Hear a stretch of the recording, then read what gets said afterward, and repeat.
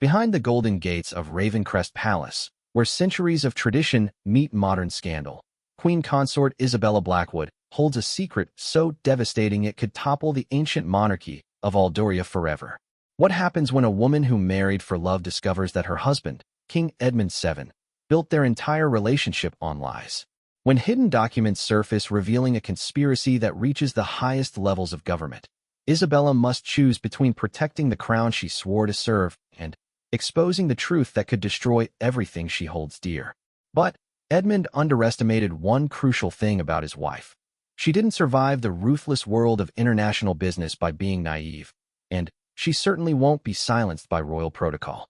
With £400 million in royal assets hanging in the balance, and explosive secrets that could rewrite history, Isabella is about to prove that hell hath no fury like a queen betrayed. Some secrets are worth keeping. Others are worth destroying a kingdom for. Isabella Blackwood had always prided herself on reading people like open books, but as she stood in the marble-lined corridors of Ravencrest Palace at 3 in the morning, she realized she had been living with a stranger for 15 years.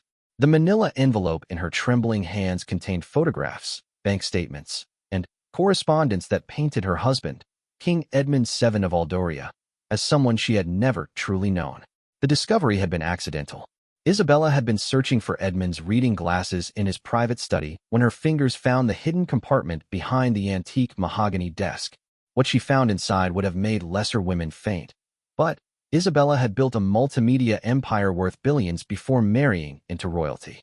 She had survived corporate espionage, hostile takeovers, and boardroom betrayals. Yet nothing had prepared her for this. The photographs were damning.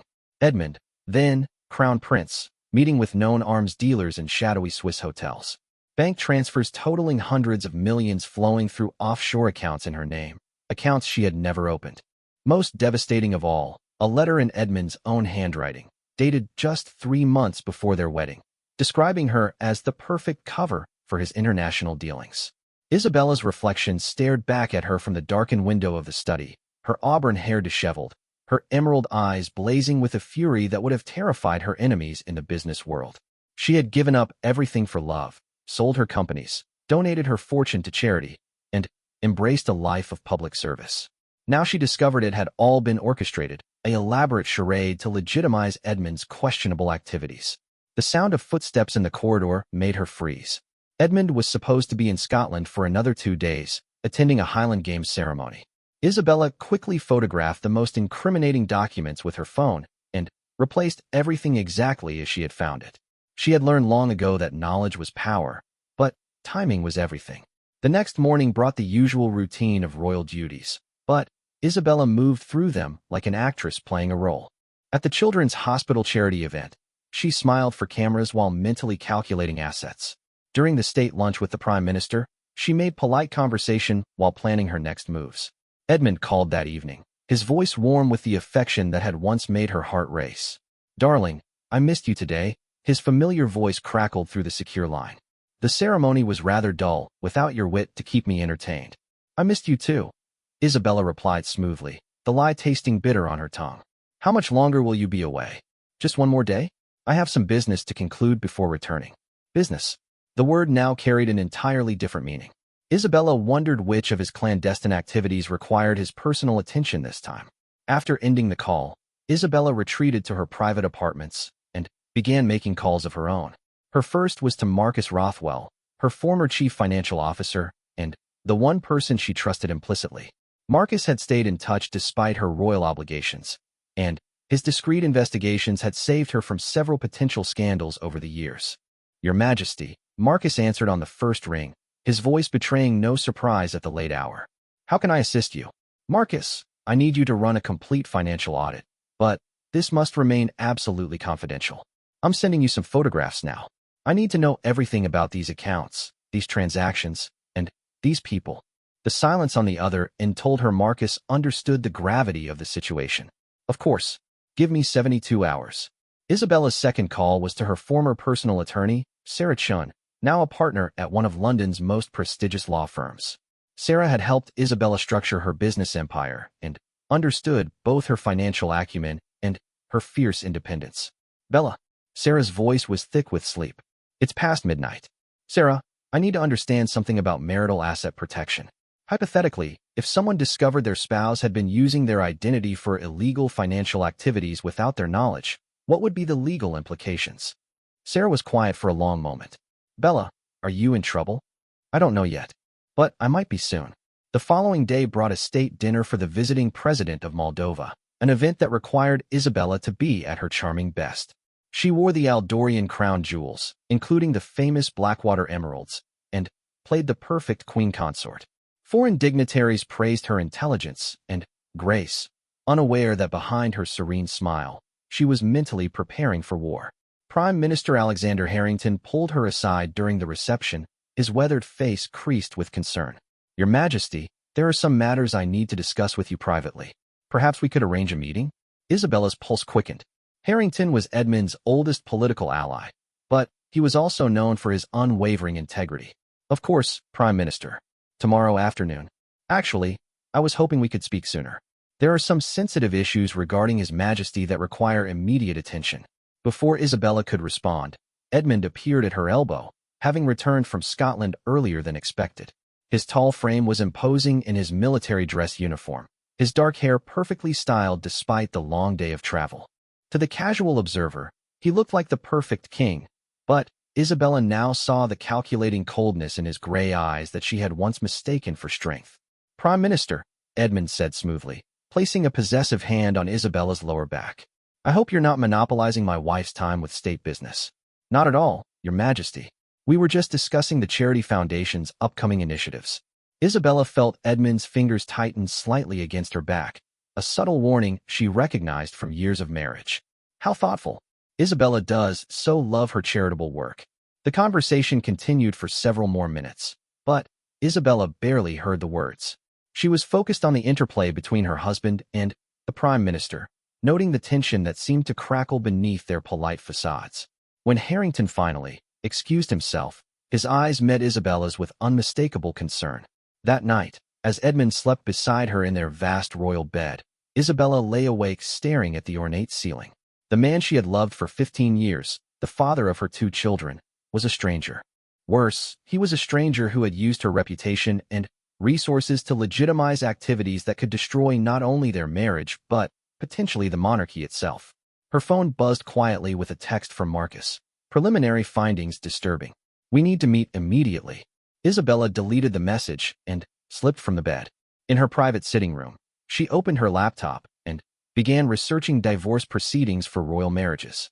The legal precedents were complex, particularly given her unique position as a former businesswoman with significant personal assets that had been intertwined with Crown holdings.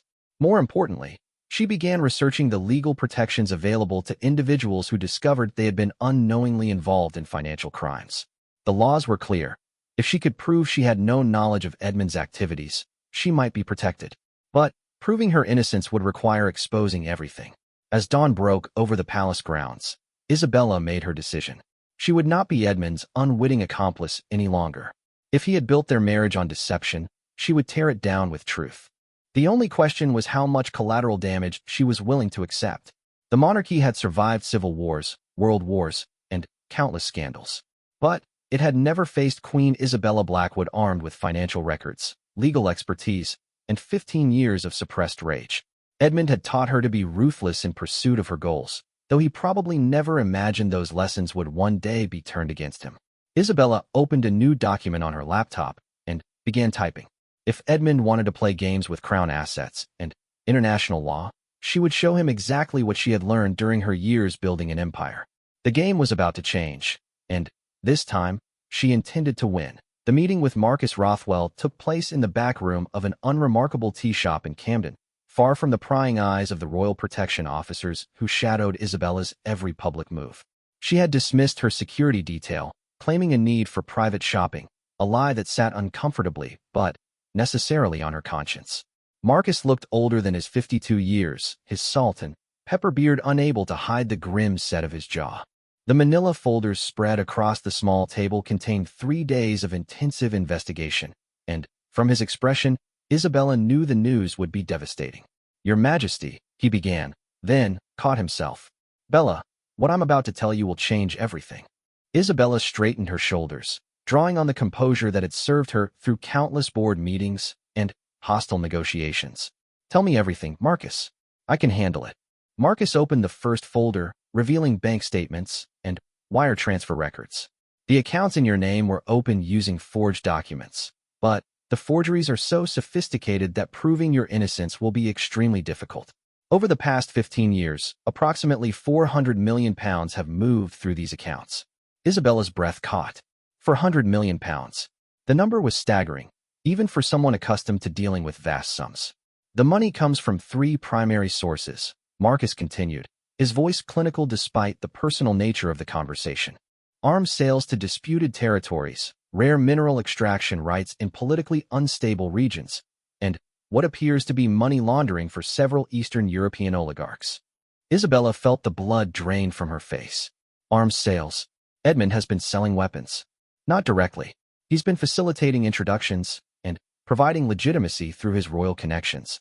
The buyers believe they're dealing with someone who has the implicit backing of the British government." Marcus slid another document across the table. "This is where it gets worse. 3 of these deals involved weapons that were later used in conflicts where British peacekeeping forces were deployed. Soldiers died because of weapons your husband helped put in the wrong hands."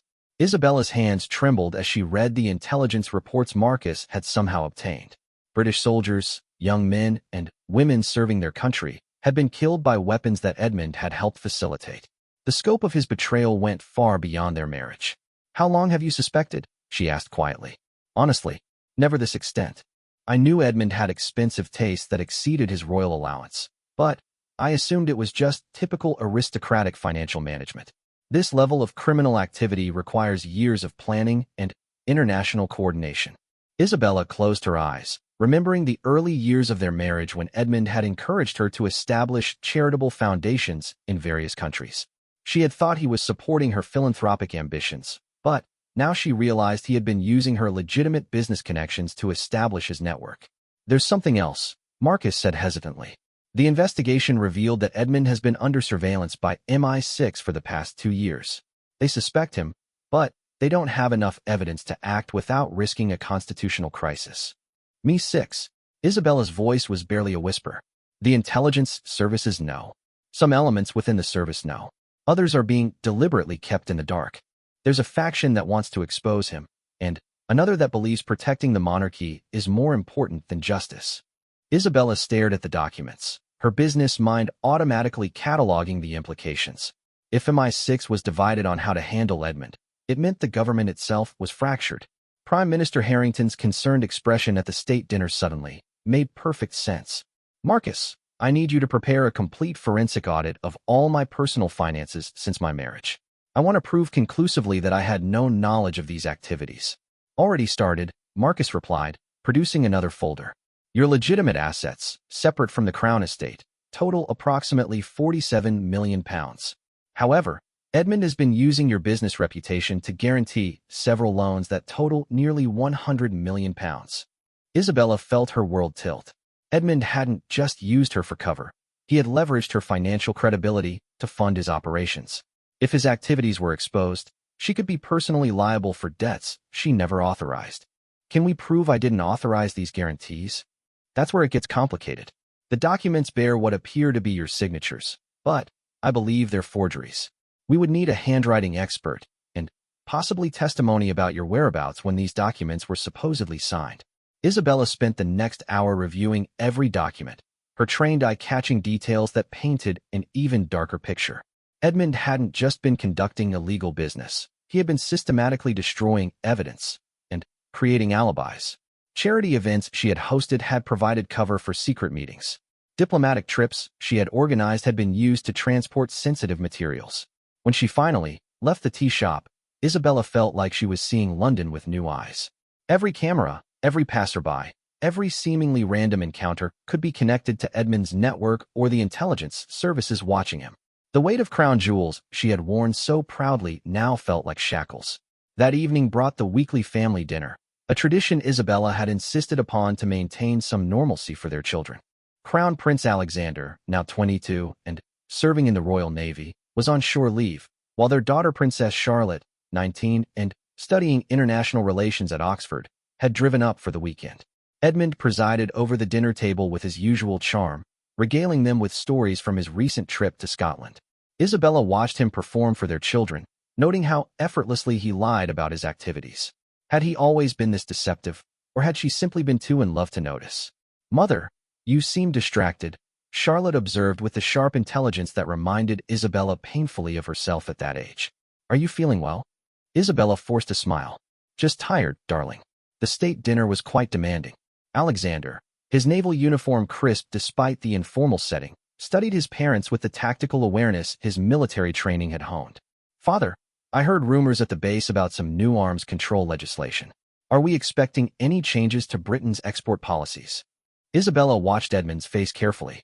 For just a moment, she caught a flicker of something that might have been panic, quickly masked by practiced royal composure. "Nothing that would affect your naval operations, son," Edmund replied smoothly. "These political matters are often more complex than they appear on the surface." The conversation continued through dessert, but Isabella found herself cataloging every word, every gesture, looking for clues about how much her children might know or suspect. Alexander's question about arms control could have been innocent, or it might indicate that Edmund's activities were becoming common knowledge in military circles. After dinner, as the family retired to the informal sitting room, Isabella's phone buzzed with a text from an unknown number. "We need to talk. Tomorrow. Usual place. H. Alexander Harrington." The Prime Minister was communicating with her through encrypted channels, which meant their conversation would be about matters far more serious than charity foundations. Isabella excused herself early, claiming fatigue, and retreated to her private study. She spent the evening researching constitutional law regarding royal divorces and the legal protections available to victims of financial fraud. The precedents were limited, but not non-existent. The most relevant case involved a minor European royal whose husband had been involved in a corruption scandal in the 1990s. The divorce settlement had protected her assets, but only because she had been able to prove complete ignorance of her husband's activities and had cooperated fully with authorities. Isabella realized that her choice was becoming clear. She could remain silent and potentially become complicit in Edmund's crimes, or she could expose everything and risk destroying the monarchy her children would inherit. Either path led to the end of her marriage, but one path might preserve her integrity and protect innocent people. As she prepared for bed, Isabella caught sight of her reflection in the antique mirror that had once belonged to Queen Victoria. The woman staring back at her looked remarkably like the determined entrepreneur who had built an empire from nothing, rather than the compliant royal wife she had become. Tomorrow would bring her meeting with the Prime Minister, and Isabella suspected she would learn just how deep Edmund's corruption went and how many people were at risk. The documents hidden in Marcus's safe contained enough evidence to destroy her husband, but using them would require a level of ruthlessness she hadn't needed since her business days. Edmund entered their bedroom as she was brushing her teeth, his presence filling the space with the authority he carried so effortlessly. "You were quiet at dinner," he observed, beginning to remove his cufflinks with practiced efficiency. "I've been thinking about the Foundation's expansion plans," Isabella replied, the lie coming surprisingly easily. "There are some complex financial considerations." Edmund moved behind her, his hands settling on her shoulders as he met her eyes in the mirror. "You work too hard, my dear. Perhaps it's time to delegate more of those responsibilities." Isabella felt a chill run down her spine. Was Edmund suggesting she step back from her charitable work because he suspected she was getting too close to his activities? Or was this simply the suggestion of a husband concerned about his wife's stress levels? "Perhaps you're right," she murmured, allowing him to interpret her words as agreement rather than the strategic retreat they actually represented. That night, as Edmund slept peacefully beside her, Isabella made her final decision. She would meet with Prime Minister Harrington, learn the full scope of Edmund's crimes, and then choose her path forward. But, whatever she decided, she would not remain a passive victim of her husband's deception. The Queen Isabella who had once conquered international markets was awakening after 15 years of dormancy, and, this time, the stakes were higher than mere money or business success. This time, she was fighting for her children's future, her country's honor, and her own soul. The safe house in Belgravia looked ordinary from the outside, its Georgian facade identical to dozens of others on the tree-lined street. But Isabella knew that behind its unremarkable exterior lay one of the government's most secure facilities for sensitive meetings. Prime Minister Alexander Harrington had chosen this location for their clandestine conversation, away from the elaborate security protocols that surrounded official government buildings. Isabella arrived precisely at 2 o'clock, having told Edmund she was attending a private luncheon with the Duchess of Marlborough. The lie had become easier with each passing day, a development that both relieved and disturbed her. She was escorted through multiple security checkpoints by personnel who treated her with respectful efficiency, their faces betraying nothing about the gravity of the situation. Harrington waited in a spartanly furnished conference room, his usually immaculate appearance showing signs of strain. Dark circles shadowed his eyes, and his characteristic confidence seemed diminished by whatever knowledge he carried. Beside him sat a woman Isabella didn't recognize, her severe black suit and observant demeanor marking her as intelligence service. "Your Majesty," Harrington rose as she entered, his formal address carrying unusual weight in the secure environment. "Thank you for coming. Please allow me to introduce Director Sarah Whitmore of MI6. Director Whitmore studied Isabella with the calculating gaze of someone accustomed to reading people for threats and opportunities. Her handshake was firm, professional, and completely lacking in the deference usually shown to royalty. "Ma'am, before we begin, I need to clarify your legal position," Whitmore said without preamble. "Anything discussed in this room is classified at the highest levels. You will be bound by the Official Secrets Act, regardless of your personal circumstances, with His Majesty." Isabella nodded, her business instincts recognizing the careful legal positioning. "I understand completely."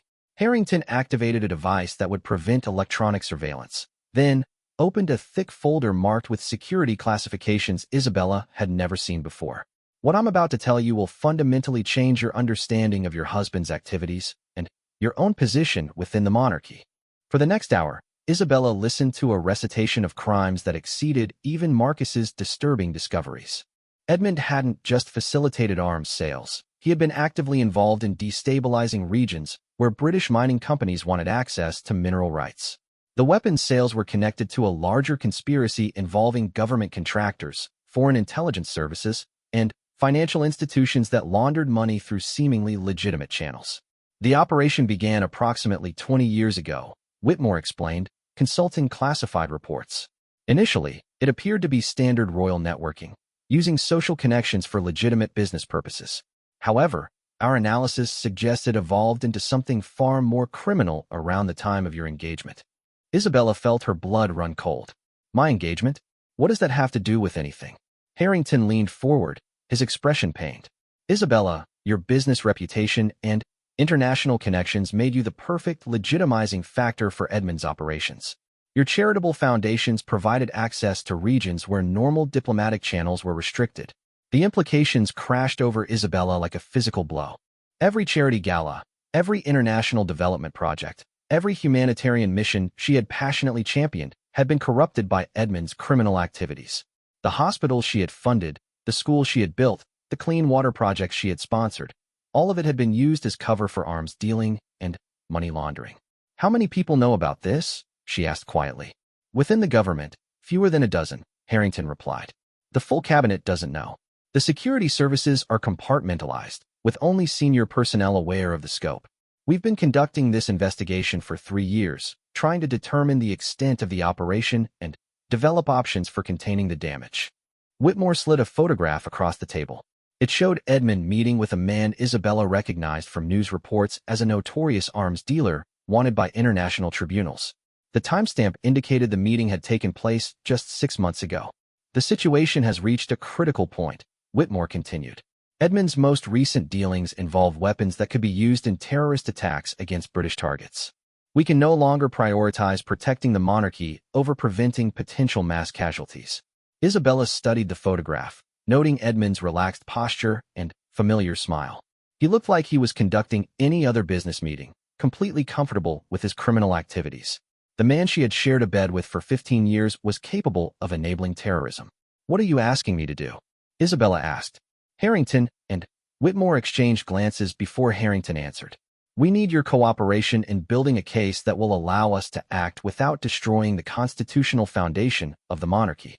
If we simply arrest Edmund without proper evidence, it could trigger a political crisis that would benefit our enemies. You want me to gather evidence against my husband? We want you to help us prove that you are a victim of his deception rather than an accomplice," Whitmore corrected. "Your business acumen and access to Edmund's private spaces make you uniquely positioned to obtain evidence that our surveillance cannot reach. Isabella understood the subtext immediately. They wanted her to spy on Edmund, to betray the man she had loved for 15 years, to potentially destroy the monarchy her children would inherit. But they were also offering her a path to redemption, a way to prove her innocence, and potentially save lives. If I cooperate, what happens to my children? What happens to the monarchy? Harrington's expression softened slightly. Crown Prince Alexander is completely clean, as far as we can determine. He's been deliberately kept away from his father's activities. Princess Charlotte appears equally innocent, though we suspect Edmund may have been planning to involve her in some capacity after her graduation. The thought of Charlotte being drawn into Edmund's corruption sent a surge of protective rage through Isabella. Her daughter's brilliant mind and passionate idealism would be perfect tools for Edmund's manipulation, just as Isabella's business connections had been used 15 years ago. There's something else, Whitmore said carefully. We believe Edmund is planning to accelerate his timeline. Intelligence suggests he's aware that we're investigating and maybe preparing to disappear with a substantial portion of the money he's accumulated. Isabella's business instincts immediately grasped the implications. He's planning to abandon the monarchy? Possibly. Or he's preparing for a scenario where exposure becomes inevitable. Either way, the next few weeks are critical. Harrington produced another document, this one bearing legal letterhead. If you choose to cooperate, we can provide certain protections. Your assets would be protected, your children's position secured, and we would work to minimize the constitutional damage. Isabella read through the agreement, her trained eye noting the careful language that protected the government while offering her limited but genuine safeguards. It was a reasonable offer given the circumstances, but it required her to make a choice that would define the rest of her life. I need to understand something, she said finally. If Edmund disappears with the money, what happens to the people and organizations that money was stolen from? What happens to the families of soldiers killed by weapons he helped provide? Whitmore's expression revealed a flicker of approval. Those are exactly the questions we hoped you would ask, Your Majesty. Isabella stood and walked to the room's single window, looking out at the London street where ordinary people went about their daily lives, unaware that their queen was deciding whether to destroy their king to protect their country. The weight of the decision felt enormous, but her path was becoming clearer. I want several things in return for my cooperation, she said without turning around. First, any money recovered goes to victims and legitimate charitable causes, not back into government accounts. Second, my children are protected from any fallout, with their inheritance and titles secured regardless of what happens to Edmund. Third, I want guarantees that this investigation will be conducted properly, with due process, not as a political convenience. Those terms are acceptable, Harrington replied quickly. Isabella turned back to face them, her decision made. Then, I'll do it. But, understand this clearly. I'm not doing this to save the government or protect political careers. I'm doing this because British soldiers died because of weapons my husband helped provide, and because I won't allow my daughter to be drawn into his corruption.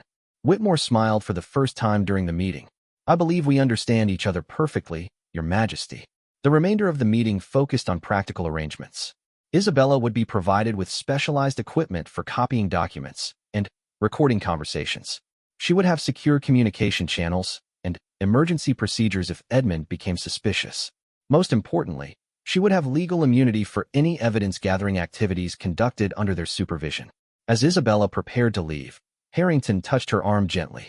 Isabella, I want you to know that this decision shows tremendous courage. Many people in your position would have chosen to remain ignorant. I stopped being able to remain ignorant the moment I discovered that money in my name was used to buy weapons, Isabella replied. Now I just have to live with the consequences. The drive back to the palace felt different, as if she was seeing her adopted city through new eyes. Every landmark carried new significance. Every security checkpoint reminded her of the duplicity that surrounded her. She was no longer Queen Isabella, beloved consort, and charitable patron. She was now Queen Isabella, undercover operative in a mission to expose the biggest royal scandal in British history. That evening, as she sat across from Edmund at dinner, Isabella began her new role. She listened more carefully to his words, noted his reactions to certain topics, and began the delicate process of gathering intelligence on the man she had once trusted with her life. The transition from wife to spy felt surprisingly natural, perhaps because it required skills she had developed during her business career. Edmund, seemingly oblivious to her scrutiny, discussed plans for upcoming state visits and charitable engagements. Isabella participated in the conversation while mentally cataloging every detail for her new handlers.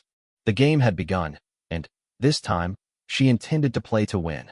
The miniature recording device felt alien against Isabella's skin, hidden beneath the diamond brooch that had been her wedding gift from Edmund's grandmother.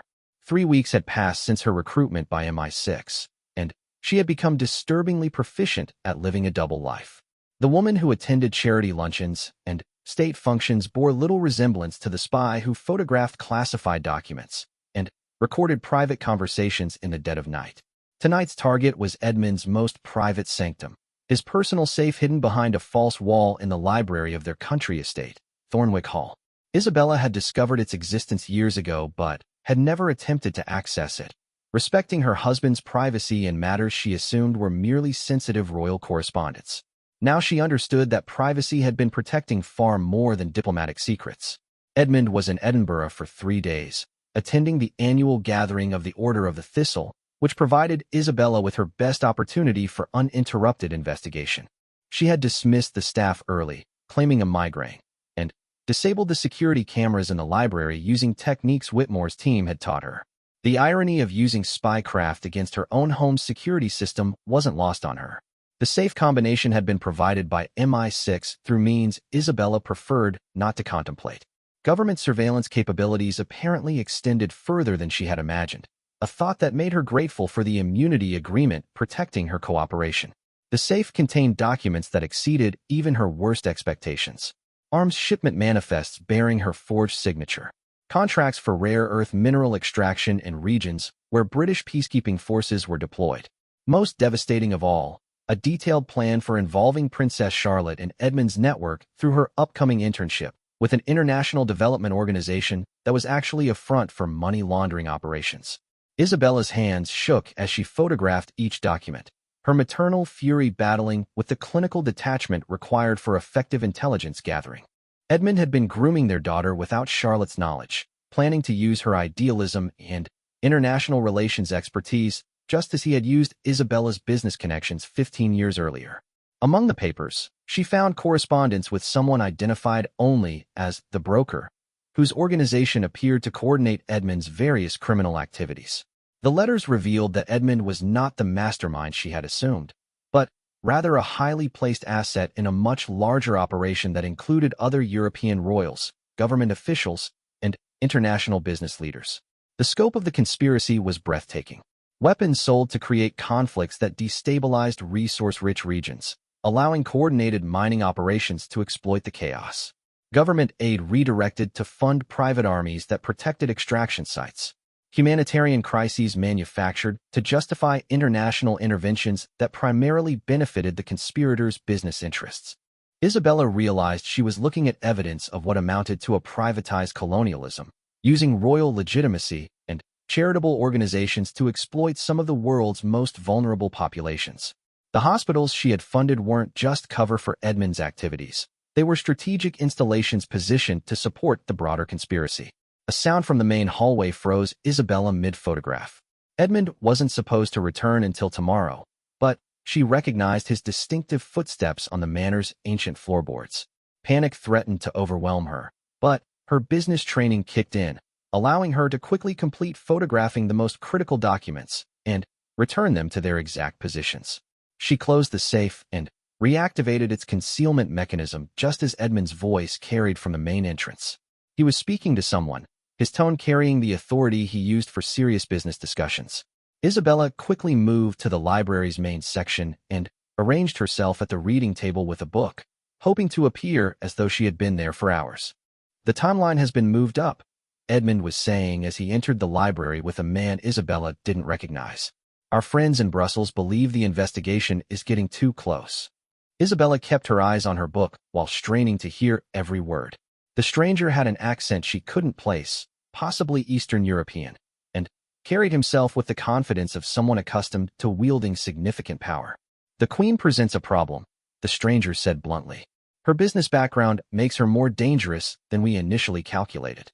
She has the knowledge to unravel our financial structures if she becomes suspicious." Edmund's laugh chilled Isabella to her core. Isabella is completely under control. She's been useful precisely because she's intelligent enough to legitimize our operations, but trusting enough never to question them deeply. The casual dismissal of her intelligence and the manipulation of her trust felt like physical blows. Isabella forced herself to remain motionless, maintaining the appearance of deep concentration on her reading while her world collapsed around her. Still, the stranger continued. Recent intelligence suggests government surveillance has intensified. We may need to consider more permanent solutions for protecting our interests. Isabella's blood ran cold. Were they discussing killing her? The clinical tone suggested these men were capable of anything to protect their operation. That won't be necessary, Edmund replied smoothly. I have contingency plans that will handle any complications. Isabella's charitable work has made her invaluable for our humanitarian cover, and her reputation protects us from scrutiny. Eliminating her would create more problems than it would solve. Isabella felt a complex mix of relief and revulsion. Edmund was protecting her life, but only because she remained useful to his criminal enterprise. The calculation was purely business, devoid of any emotional consideration for their 15-year marriage or their children's welfare. The conversation continued for another 10 minutes, revealing details about planned weapon shipments to 3 different conflict zones and a new operation involving rare earth mining in Southeast Asia. Isabella committed every detail to memory while maintaining her pretense of casual reading. When the men finally moved to Edmund's private study, Isabella waited 15 minutes before carefully making her way to her bedroom. She immediately activated the secure communication device MI6 had provided and transmitted the photographs and intelligence she had gathered. Whitmore's response came within an hour. Intelligence confirms major acceleration of criminal activities. Extraction may be necessary. Await instructions. Extraction. Isabella understood the implication immediately. Her cover was potentially compromised, and MI6 was preparing to pull her out of the operation. But extraction would mean leaving Thornwick Hall, potentially abandoning any chance of gathering additional evidence, and definitely alerting Edmund that his activities had been exposed. Isabella stared at her reflection in the antique mirror, seeing a woman transformed by 3 weeks of living with terrible knowledge. The queen consort who had entered this room an hour ago had been replaced by someone harder, more dangerous, and absolutely committed to seeing justice done regardless of the personal cost. She typed her response, negative on extraction. Operation continues. Have vital intelligence on larger conspiracy. Will provide full briefing at next scheduled contact. The reply came immediately. Too dangerous. Orders are to extract immediately. Isabella turned off the communication device without responding. She had spent her business career making decisions others considered too risky, and those decisions had built an empire. Now she was applying those same instincts to a situation where the stakes were measured in lives rather than money. Edmund returned to their bedroom near midnight, his demeanor showing none of the tension she had observed during his clandestine meeting. He kissed her forehead with apparent affection and began preparing for bed with his usual methodical routine. How was Edinburgh? Isabella asked, testing whether he would maintain his cover story. Tedious, as usual. The ceremonial aspects of monarchy become more burdensome each year. Edmund replied smoothly. I'm grateful to be home with you. The lie came so easily that Isabella wondered how many other deceptions she had accepted over the years without question. Every conversation, every intimate moment, every expression of love had potentially been calculated performance designed to maintain her usefulness to his operation. I've been thinking about Charlotte's internship, Isabella said carefully. The organization she's chosen seems quite impressive. Edmund's pause before responding was almost imperceptible, but Isabella caught it. Yes, it will be an excellent opportunity for her to gain international experience. She has such passion for humanitarian work. Isabella forced herself to smile, while internally noting Edmund's careful phrasing. He was already laying groundwork for involving Charlotte in activities that would destroy her idealism and potentially her life. That night, as Edmund slept peacefully beside her, Isabella made her final strategic decision. She would not wait for MI6 permission or protection. She would gather the evidence necessary to expose the entire conspiracy, protect her children from involvement, and ensure that justice was served regardless of the consequences to herself or the monarchy. The game had evolved beyond a simple investigation of royal financial impropriety. Isabella now understood she was fighting a war against a criminal conspiracy that threatened international stability and the lives of countless innocent people. Edmund had trained her well in the arts of deception and strategic thinking. But he had made one crucial error. He had underestimated the woman he had chosen as his unwitting accomplice. Tomorrow would bring new opportunities for intelligence gathering and new risks of exposure. But Isabella had survived corporate wars, international negotiations, and 15 years of unknowing complicity in her husband's crimes. She would survive this final battle, and when it was over, the world would know exactly what kind of man they had trusted with the crown. The confrontation Isabella had been planning for 6 weeks came to her unexpectedly on a rain-soaked Thursday morning in November. She had awakened early to prepare for another day of careful intelligence gathering when she found Edmund sitting in his study, surrounded by the very documents she had been photographing, with her secure communication device disassembled on his desk. "Good morning, darling," Edmund said without looking up, his voice carrying the same warm affection it had held for 15 years. "I believe we need to have a conversation." Isabella's training kicked in immediately. Deny everything, demand explanations, act confused and hurt.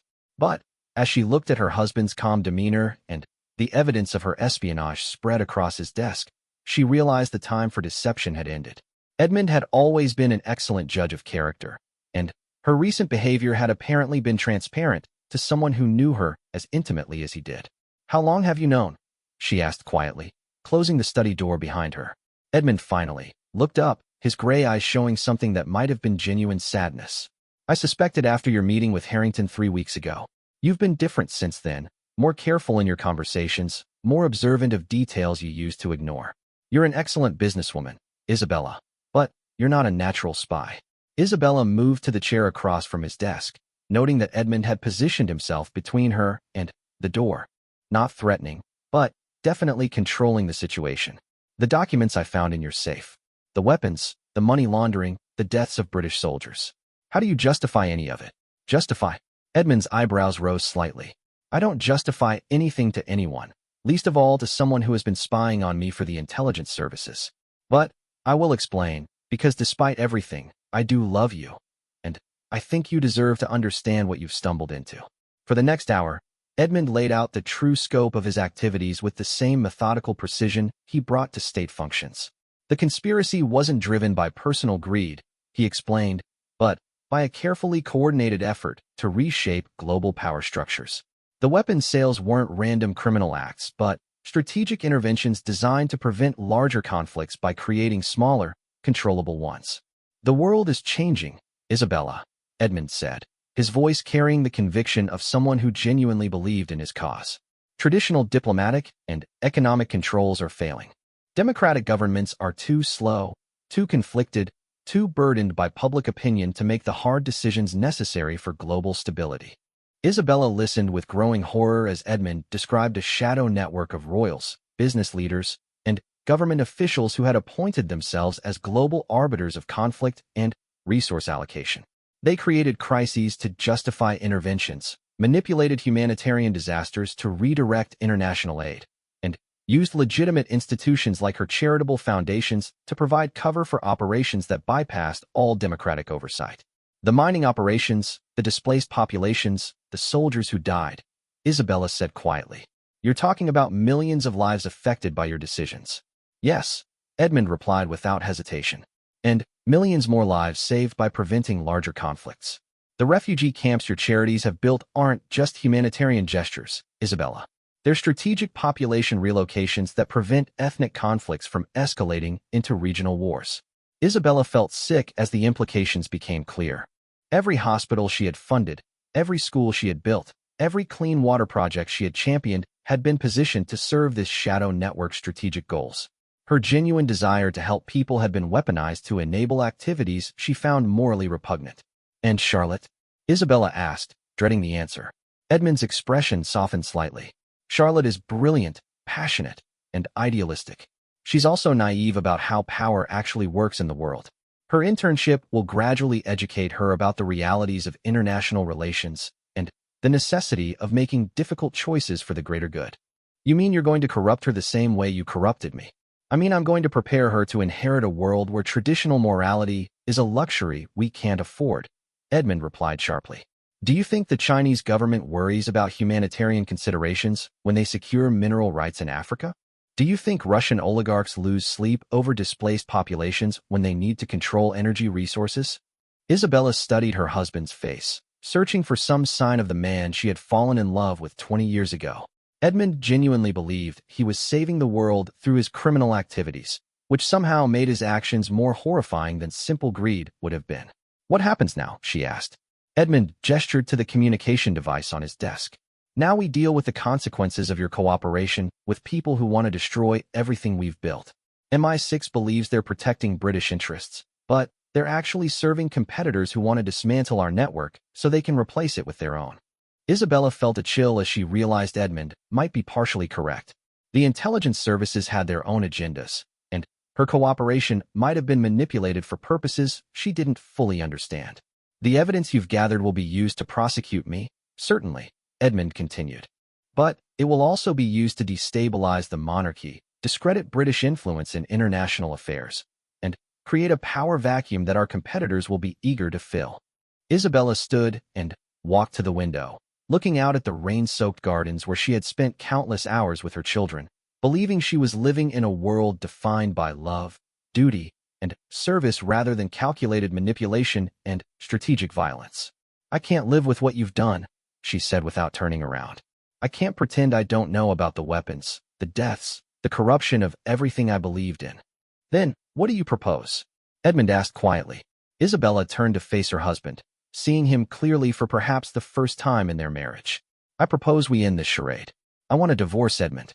I want my assets separated from yours. I want my name removed from every account and organization you've corrupted, and I want guarantees that Charlotte will never be involved in your activities. Edmund was quiet for a long moment, considering her demands with the same careful analysis he applied to international negotiations. A divorce would create exactly the kind of publicity and investigation we've been trying to avoid. Not if it's handled correctly, Isabella replied, her business instincts providing strategic options even in her emotional turmoil. A quiet separation, citing irreconcilable differences and the pressures of public life. Financial settlements that protect both our interests while clearly delineating responsibility for past activities. Isabella opened her purse and withdrew a document she had prepared with Sarah Chen's assistance. I've had preliminary divorce papers drawn up. The financial settlement protects the Crown estate while securing my personal assets. More importantly, it includes provisions that legally absolve me of responsibility for any activities conducted without my knowledge or consent. Edmund read through the document carefully, his expression revealing nothing of his thoughts. For £100 million, he said finally. You're demanding £400 million in settlement. I'm demanding compensation for 15 years of having my reputation, my business connections, and my charitable work exploited for criminal activities, Isabella corrected. That money represents what my legitimate business interests would have earned if they hadn't been redirected to support your network. Edmund set the document aside and looked at his wife with something approaching respect. You've thought this through very carefully. I've had excellent teachers, Isabella replied. You taught me to think strategically about power relationships and to never enter a negotiation without understanding exactly what I want and what I'm willing to sacrifice to get it. Edmund stood and moved to the fireplace, staring into the flames with the contemplative expression Isabella recognized from their early years together. If I agree to these terms, what happens to the evidence you've gathered for MI6? That depends on what you do next, Isabella replied honestly. If you use this divorce as an opportunity to disappear quietly, to end your involvement in activities that harm innocent people, then I see no reason for that evidence to become public. But if you continue endangering British soldiers or involving our daughter in your operations, then I will personally ensure that every document, every photograph, and every recording finds its way to the appropriate authorities. Edmund turned back to her, his expression revealing a mix of anger, admiration, and something that might have been genuine regret. You've become quite formidable, Isabella. I was always formidable, Edmund. You just convinced me to direct that energy toward goals that served your interests rather than my own principles. The negotiation continued for another 2 hours, with Edmund and Isabella working through the practical details of ending their marriage while protecting their children and minimizing damage to the monarchy. It felt disturbingly similar to the high-stakes business negotiations that had defined Isabella's pre-royal career, except the stakes now included lives, international stability, and their children's futures. When they finally reached an agreement, Edmund signed the divorce papers with the same careful signature he used for state documents. "I do love you, you know," he said quietly.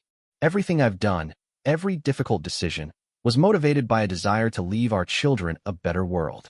"I know you believe that," Isabella replied, taking the signed documents. "But love without honesty isn't really love, Edmund. And a better world built on violence and deception isn't really better." That evening, Isabella called Prince Alexander and Princess Charlotte to inform them of the impending divorce. Both conversations were painful but necessary, requiring her to balance honesty about the marriage's failure with protection from the full scope of Edmund's activities. Alexander, with his military background, asked pointed questions that suggested he suspected more than he was saying. Charlotte was devastated but ultimately supportive, her idealism intact despite the family crisis. 3 months later, the divorce was finalized in private proceedings that generated minimal press coverage. Isabella retained her courtesy title and a substantial financial settlement while being legally absolved of any involvement in Edmund's business activities. Edmund quietly stepped back from many of his royal duties, citing health concerns and a desire to spend more time on private interests. The evidence Isabella had gathered remained in MI6 files, a sword hanging over Edmund's future activities, but never publicly revealed. The larger conspiracy continued to operate, though Edmund's reduced role limited his ability to cause harm. Isabella used her settlement to establish truly independent charitable foundations, ones that operated with complete transparency and accountability. 5 years after the divorce, Isabella sat in her new home in Scotland, reading reports from her foundation's work in regions where she had once unknowingly provided cover for Edmund's operations. The hospitals and schools were still there, still serving people in need, but now they operated with purposes as pure as she had originally intended.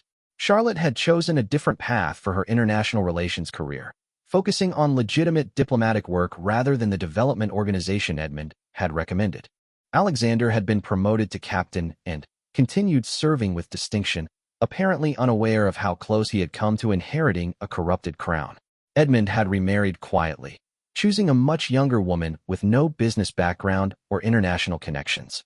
Isabella occasionally saw photos of them at minor royal functions, noting how carefully Edmund now managed his public image and activities. The world hadn't been saved by exposing one criminal conspiracy, Isabella reflected, but it had been marginally improved by removing one source of calculated violence and deception. Sometimes, she had learned, the best you could do was protect the people you loved and refuse to be complicit in systems that caused harm. As she prepared for bed in her Scottish retreat, Isabella often thought about the woman she had been before discovering Edmund's betrayal. That woman had been happier, more trusting, and arguably more innocent. But she had also been a tool in the hands of people who manipulated her genuine desire to help others. The woman she had become was harder, more cynical, and deeply aware of how power could corrupt even the most well-intentioned efforts. But she was also free, honest, and committed to using her resources in ways that actually served the people she claimed to help rather than the strategic interests of a shadow conspiracy. Isabella had learned that love without truth was ultimately destructive, that trust without verification was dangerous, and that good intentions without careful oversight could be weaponized by people with fundamentally different values.